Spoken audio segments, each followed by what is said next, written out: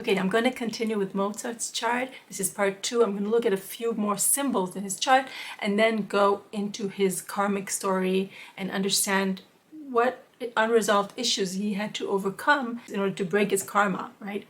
Now, Mozart having those 4 planets in Aquarius, the sign of the genius, let's just notice that 3 of those planets are in the 5th house. That's a very tight conjunction of Sun, Saturn, Mercury. So the 5th house is about creativity, self-expression, joy. It's the house that's correlated with Leo, so it's about performing. But the 4th planet, Venus, is in the 6th house. 6th house is about service. It's about becoming competent at your craft.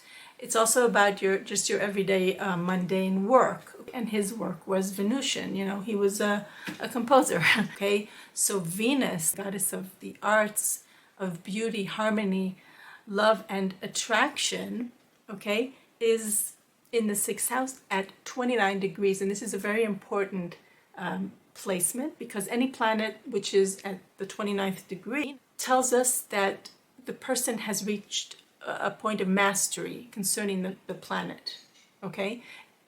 They have acquired all the knowledge and wisdom having to do with the meanings, the archetypes of this planet, and now they can bestow this knowledge onto the world. But I want to go back to that Aquarius signature, which has to do with genius, but also with freedom and rebelliousness, because Mozart at the age of 16, I think, was appointed a job, a secure job in the court of the Archbishop of Salzburg.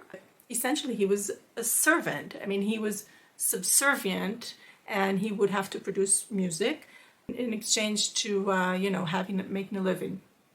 Mozart didn't like this, okay? Aquarius likes their freedom, doesn't like to be under anyone's thumb.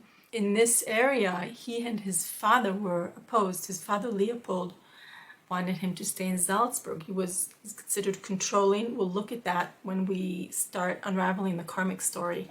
But Leopold, Mozart, wanted his son to stay close to him. He wanted him to have a secure job. And Mozart was disdainful towards this. And finally, at the age of 25, he broke away and he left for Vienna. Let's just go back to that Venus, which forms a trine to Mars. Mars is in the 10th house, the house of your mission in the world. And his mission in the world is connected with Venus, but it also is forceful. It's, here I am, bringing you this beauty, and I'm independent. Mars is the ruler of Aries. I mean, Aries is the leader, the pioneer, the trailblazer. And, you can't be that when you're the Archbishop's servant. This Mars placement, this need to summon courage and assert yourself, is going to take us right into the unraveling of that karma.